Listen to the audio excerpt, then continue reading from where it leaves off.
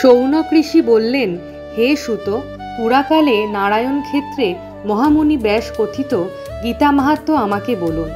সুত গোস্বামী বললেন, হে ভগবান, আপনি উত্তম জিজ্ঞাসা করেছেন। যা পরম গোপনীয়তম সেই উত্তম গীতামাত্য কে বলতে সমর্থ? শ্রীকৃষ্ণই তা সম্যকভাবে জানেন। কুন্তিপুত্র অর্জুন তার কিঞ্চিত ফল জানেন, আর ব্যাসদেব, সুখদেব, যাজ্ঞবল্ক্য ও রাজর্ষি জনক তারাও কিছু কিছু জ্ঞাত আছেন।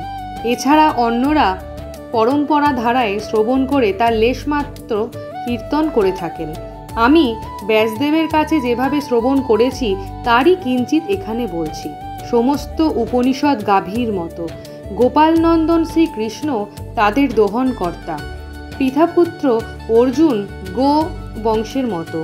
এই গীতামৃত পরম উৎকৃষ্ট দুধের মতো এবং সুখী ব্যক্তিরা এর আস্বাদনকারী। যে কৃষ্ণ অর্জুনের সারার্থ স্বীকার করে ত্রিলোকের উপকারের জন্যে এই গীতামৃত প্রদান করেছেন, আমি প্রথমেই সেই শ্রীকৃষ্ণকে প্রণাম জানাই। যে ব্যক্তি ঘোর সংসার সাগর উত্তীর্ণ হতে চান, তিনি গীতারূপ নৌকার আশ্রয় সুখেই পার হতে পারেন। গীতাজ্ঞান শ্রবণ না করেই যে মূঢ়াত্মা সর্বদা অভ্যাসযোগে মোক্ষলাভ করতে চায়, তাকে বালকেরাও উপহাস করে।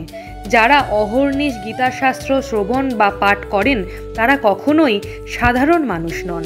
তারা নিশ্চিত দেবতুল্য, এতে কোনো সংশয় নেই।